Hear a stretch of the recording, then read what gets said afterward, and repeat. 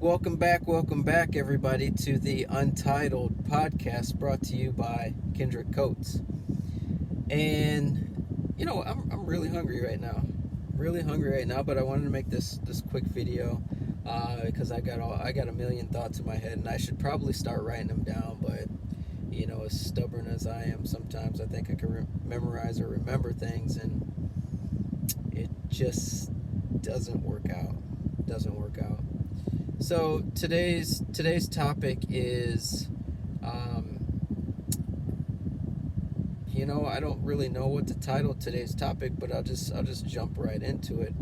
So I was thinking today, and maybe somebody can title this page. There's a lot of, like I said, when I first started this, I don't know what direction this is going to go. This is just kind of me off the top of the head, some of my thoughts. But anyway, I was thinking about it today, and how many parents and how many people baby themselves. So I'll give you an example. There are often times that people use their weaknesses and try to use them to their advantage to make it through life. So I like to use the example. Think about the little 12-year-old kid that has had everything done for him, and he uses that to his advantage to take advantage of other people. Take the 25-year-old that has had everything done for them, and they get out in the real world and want people to feel sorry for them because they've been babied, they've been coddled, and they don't know how to do anything for themselves. Now, before anybody jumps to an assumption that I'm trying to put every 12-year-old or 25-year-old in that category, that's absolutely not the truth. What I am trying to do is create some context behind the thinking that I have. When I was growing up, and my mom and my dad, had always taught me to do everything for myself, and don't rely on other people to do things for you. And I still use that approach to many of the things that I do today.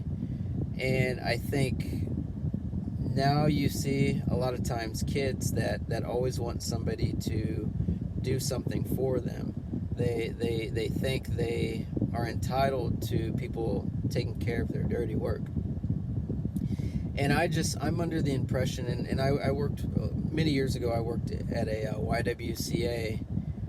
It was a summer camp. And I think I had kids kindergarten through 5th grade, and I think maybe junior high as well. I can't remember. And I would remember many times where younger kids something would happen in the program, and they would come to me and they were crying. And the very first thing I would tell them is, turn around, go back where you were sitting, and come back to me when you're done crying. Now, many of the people that I worked with didn't like that approach, but I was under the impression, my thinking was, if I allow this young child to come to me crying and whining and talking to me like a baby, what is that teaching them? And so I would do that. If there were kids in the classroom that were fighting with each other, I would tell them, turn around, go back where you came from, and talk it out, and then come and talk to me. I think a lot of things that we're missing in society is many kids just don't know how to communicate. They don't know how to do things for themselves. But are we as adults, are we to blame? Are we finding ways to coddle and baby?